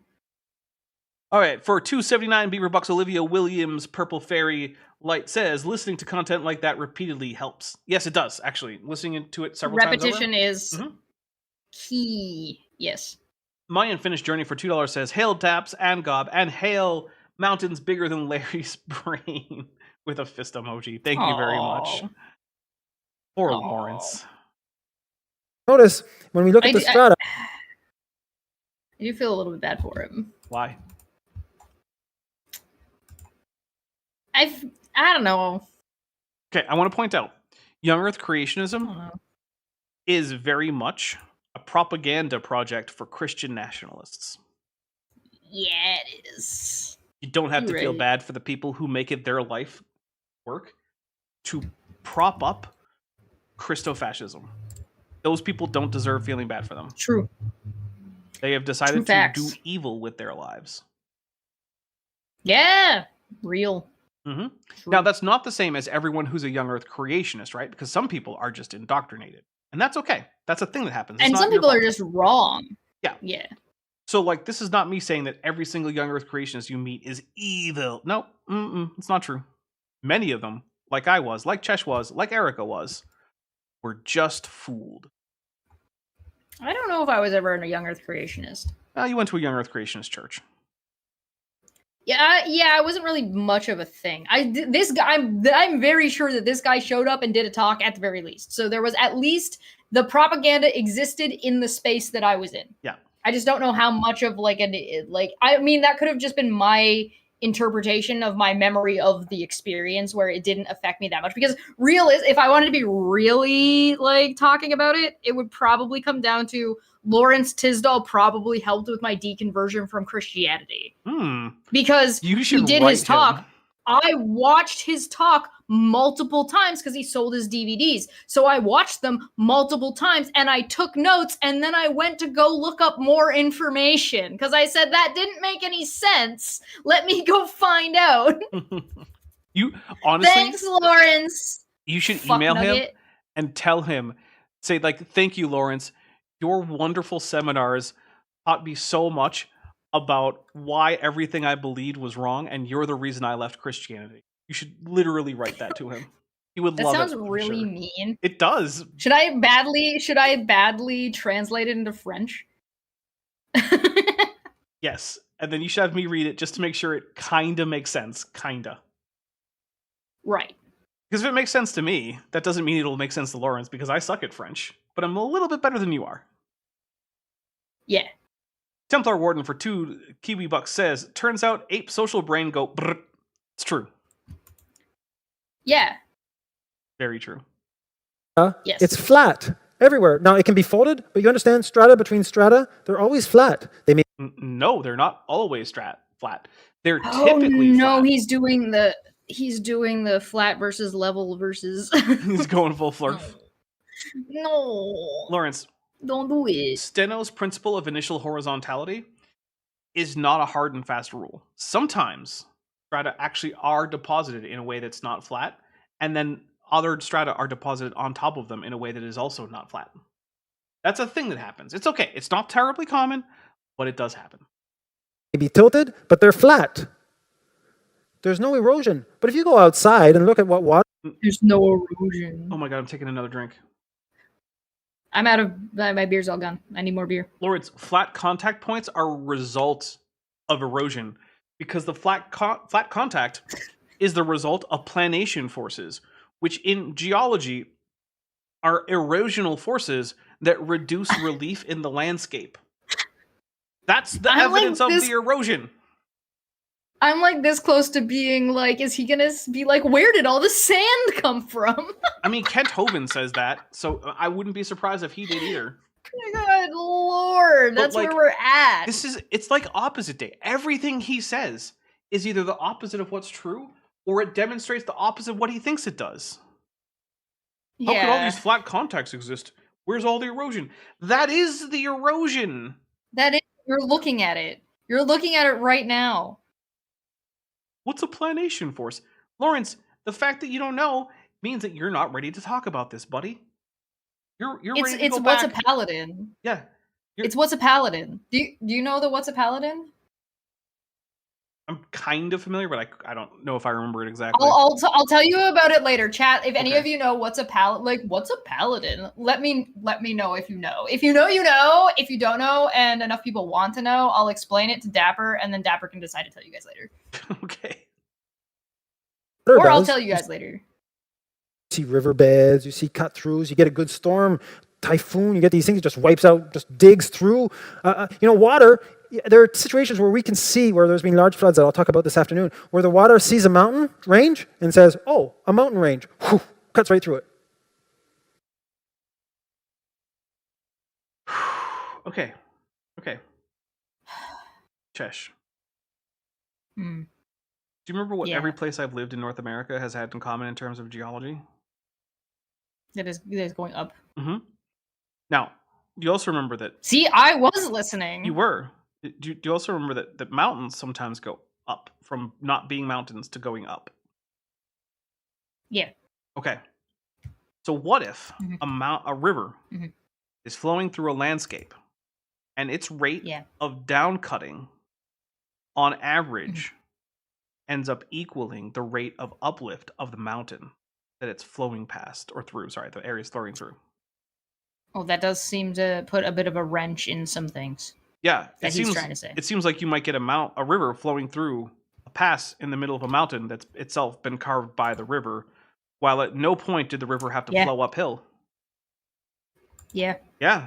In fact, I've been in places where that exact thing was happening, because it happens in some places, including New Hampshire, where I've been in what passes for mountains there and walked through river valleys that existed while the land is going up and the river is cutting down at almost the exact same rate, which means that the depth of the canyon increases, well, gully really, at about the same rate as the uplift.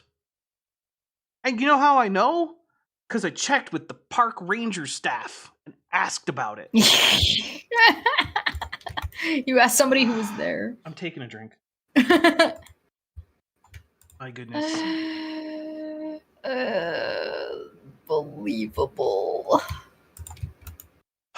I feel like all of the videos of Lawrence that we've watched so far, or one video and then whatever we've gotten through, comes down to, you could just ask. Mm-hmm. You could just talk to somebody who knows. You could just look at it. I think that's the thing that bothers me the most about like the habits of young earth creationists, and it's that they posit these questions sometimes as if they don't have answers, and they do. They really like they have. There are answers, and like sometimes the answer is we're not sure, but here's what we do know, and here's what we think about it, and that's fine. But a lot of these things are, no, you could literally just ask, and it bothers me because they pretend like that they're asking some big question that science can't answer, or that who knows, like they're tricking you, and it's like, no, just you know what you sound like if you ask this question to somebody who, like, if you ask this question or posit it as if nobody knows, and you posit that question to somebody who does know, you sound like an idiot, and you're going to be very sheepish. Borg Emporia it just says terrified park staff with his dinosaur form. I did. Zerolin also says the other option is water cuts the mountain until it can't, then forms a lake, then cuts again when the lake has raised enough. Yep, that's another thing that happens. Yeah, it's almost like not all rocks are the same. Yeah. And they don't all break at the same rate, and water doesn't always have a whole ton of pressure behind it all the time, where it's operating at the same rate or PSI. Yeah, I know what PSI is. Also, this is another one of those things where it's like, Lawrence, do you honestly think that geologists have just never thought about this? Do you think geologists have never thought about how water and rock interact with each other. Not Literally once. never. Mm-mm. That's no. Why would we think about that? No. That's the strength of water. And you look at the strata, everything's flat. I like to ask my evolutionary colleagues. You don't have evolutionary colleagues. My evolutionary colleagues? You don't have colleagues in science, Lawrence. Where is the countryside? What does that mean? When I look at strata, there's no countryside. What does that mean? Hills. There are hills in strata, Lawrence. You just haven't bothered to look hard enough. What are you talking about? There are hills. There are canyons. You can just go look. The fact that you haven't seen them just means you haven't looked for them. That's it. They exist. I'm baffled. This man is from Canada. He lives right near the Canadian Shield. He's probably seen it. The Canadian Shield and the way erosion works on the Canadian Shield is unique to the Canadian Shield because of exactly what it is and how it's related to glaciers and ice. Because guess what, Lawrence? Water isn't always fluid in a fluid form. Sometimes it's frozen. And so the damage, quote unquote, the erosion that it does to rocks changes because it's no longer in a liquid form, you numpty. You know, I currently wish I were the king of Siam who had never actually seen frozen water and whose kids didn't even believe it was possible. In the movie The King That is and I. kind of cool. I don't know if there was ever that actually a king of The Siam. animated one? That. No. I like the one with Yul Brenner. I liked the animated one. I like the one with Yul Brynner. I don't know if I've seen that one. Don't smoke, kids, because that's what killed him. Oh. Yeah, he was In the also movie? No, in real life. He was also like Ramses, the whatever in the Ten Commandments. I liked the Ten Commandments. I used to watch that movie every year. You know that guy who's still like got that no movie. shirt, but he's got like the gigantic necklace, and he's like, "So let it be written, so let it be done." That's Yul Brynner. Yeah, well, I know who Ramses in the movie is. Thanks. Well, I'm telling you that the guy who played him is Yul Brynner, who also played the King of Siam in The King and I. Yeah, I think I did know that actually. Oh, okay. I used to be very into movies. Nothing. It's just flat. What, the dinosaurs were walking around in plains worldwide? Dude, paleo canyons, What? paleo mountains. These are things that exist. Lawrence, the entire chain of Appalachia and the Atlas Mountains and the Scottish Highlands are the remains of the central Pangean mountain range and still have aspects of mountains in the actual hills and mountains of those mountains. It's right there. Does he think that because the earth is too, like, if the earth was old enough there would be no mountains because of erosion? Is that what he's basically getting at? He does think that. Okay. Yeah. But not everywhere gets okay. There's 1,000 reasons why that's dumb. There's 1,000. I can't. You want me to sit here and list them No. like they're No, we know. flashcards? We know. Okay, you guys know. You guys don't need me to explain this to you. You guys probably know better than I do. I don't know about that. I have a And then they particular drop- set of skills. This isn't in my wheelhouse. Sound.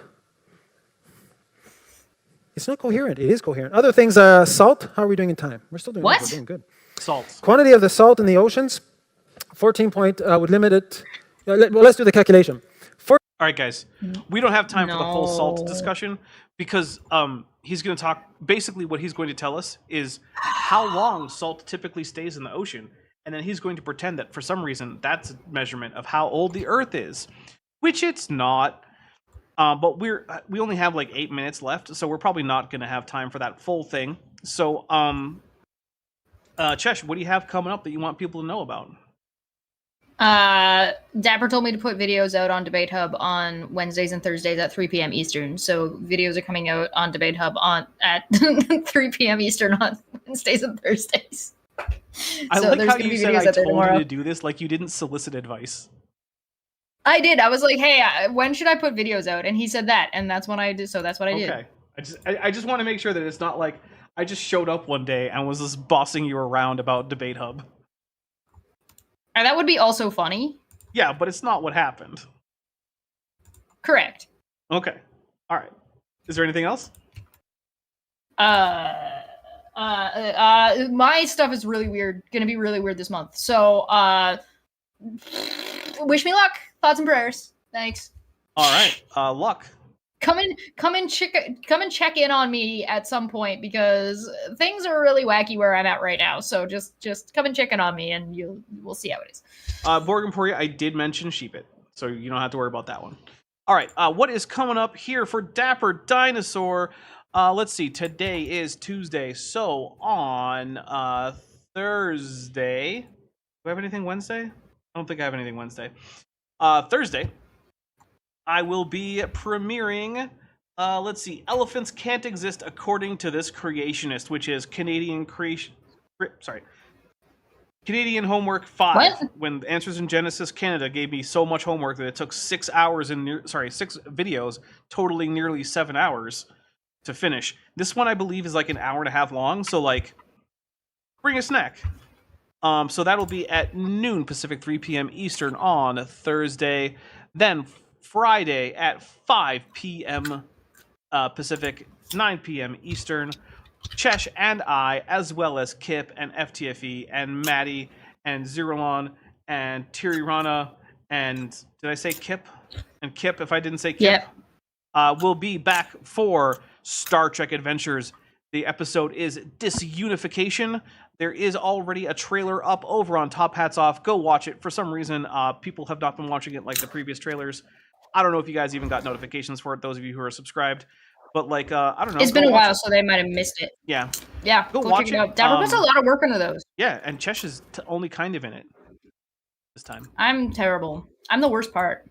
I mean, you didn't actually record anything for it, but your character's in it, kind of. This time. Do you know? Did you watch it? Do you know how your character's in it? Nope, I don't know. Oh my goodness, you didn't even watch it. You're purring at the beginning of the trailer. I am? Yeah, go watch it. Did I record that? No, I found a sound effect of a cat purr. You think Why didn't you get me to record that? Because I don't think you are physically capable of making cat purrs. Because you're not the right kind of animal. So, yeah, you can feel free to continue passive-aggressively eating popcorn at me. It's fine. All right, so that's Friday. Saturday, I will be back with Dapper Reacts. I think I have actually found something to cover. And so I think I'm going to cut Carl Kirby off because, my goodness, has that guy been kind of boring. So we're going to take a look at, oddly enough, another church thing. And that is because it was recommended to me. And I don't want to go too far into that because of the way it was recommended.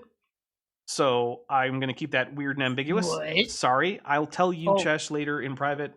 But I don't want it to be public what happened there. I'm going to regret asking. No, you won't. It's fine. It's not a big Okay. deal. It's just something that I need to keep outside of it being public until I learn that I can talk more about it. You don't have to explain it to me. It's okay.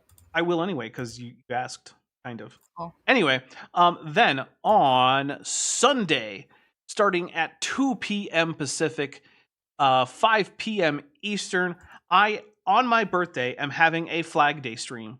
I am not having a birthday stream because I am celebrating America on Not America's birthday. That happens to be my birthday, but it's not my birthday stream. It's an America birthday stream. Everybody hates America right now. What are you thinking? I'm sorry, do you not get the joke on that one? The joke is that someone else who shares my birthday is having a giant birthday party that he's pretending is a party for America. And he's having a UFC fight on his front lawn for some reason. And so I am also having an America party on my birthday. Definitely not something that's firework related. Is definitely not going to happen at that. Exactly. At that place. Yep. So, as Orange Dot says, sounds like a birthday stream still. Well, I don't know why you would say that. Just because every previous year that my channel has been around, I've had birthday streams on that day, and it's the first time I've ever given any indication that I would ever want to do an America-themed stream. I don't know if you know, but it's almost the 250th anniversary of the signing of the Declaration of Independence. So, yeah, I knew that. Then, well, oh, sorry. There's also, if you want to take that, there is also that timer on empires. I don't know what you mean. Oh, empire tends to last no longer than 250 years, roughly. Oh, yeah. Well, I mean, you see how much faster I was able to explain my joke, and you were like, let me just slowly work my way through this. You know what, Chesh? I'm going to talk about what's coming up next Tuesday, because it's Matt with Maddie. Okay. Matt with Maddie is there, and we're going to have fun, and that's going to be at 6 p.m. Maddie's Pacific, great. 9 p.m. Eastern. She is. She really is. And so I know it's been a little bit ambiguous, but Maddie has not been feeling super well lately, but she is doing a lot better right now. So I'm expecting it to be a fun stream and for her to also be there on Friday. So there you go. Great. Orange Dot says, nor did you say birthday 4 times when describing it just now. Guys, it's not a birthday stream. It's totally a Flag Day stream. I don't know what you mean. Just because it's on my birthday. All right. After this, if you want to. And anyway, here's my stream key. And anyway, here's my new throne list. And anyway, you guys don't have to show up. You don't have to get me anything. It's just, not a birthday stream. Okay, thanks, Chesh. But it's not. In fact, if you buy anything from my wish list, Either of my wish lists. From your birthday wish list? it will, in fact, go to America as a concept. No! It's I gonna will- go. I All right, will- I'll make sure to buy you some freedom corn. I will maintain custody of the items indefinitely, but they will belong to America, in fact. So there's a song, if you've never heard of a band called Ninja Sex Party, I recommend looking them up. They have a song called Next to You, and it's the whole song, I recommend it, but at one point the song stops and he's like, I'm not doing this for me. I'm doing this for America. And he talks about jerking off. I'll send you the song, but I definitely recommend you guys check it out. If you've never seen Ninja Sex Party, they're very, very funny. All right, so I think that basically covers everything that's coming up. We are off to do some Star Trek watching. We're doing Star Trek Enterprise Season 2 over on my Discord. So if you enjoy watching Star Trek, or you like hanging out, or you particularly like Enterprise, which some of you do, then yeah, come hang out for that. We're going to do 2 episodes, I believe. And other than that, the only thing I have left to say is that ICE must be abolished. Hey, before you leave, I just want to take a second to thank my patrons and channel members, especially those pledging $20 or above. Sealoof, Ben Tovand, Tapioca Weasel, The Plastic Mouse, Mikhail Dominiak, Sphincter of Doom, Regios, Landon Knoll, Ian Chen, Eleran Teller, Phil Rivera, David Hercules, Joshua Geese, Dan Sheedy, Pegajace, Arrow Dodger, Gordon Love Science, Ember Athelian, Prixie Purple, Agricola Sequa, Me, Myself, and I, Ian Kiambi, Edwin M., Kenneth Swenson, and John Ackerman. It's because of my channel members and patrons whom you're seeing on screen that this channel can stay afloat. Without you, it would all shut down. If you want to join the team, there's a link to join the channel below this video, and there's a link to join the Patreon in the description. On the Patreon, you can get a 15% discount for pledging annually, and either way, you get early access to virtually all of my scripted videos months before they come out for the general public. Thanks for watching.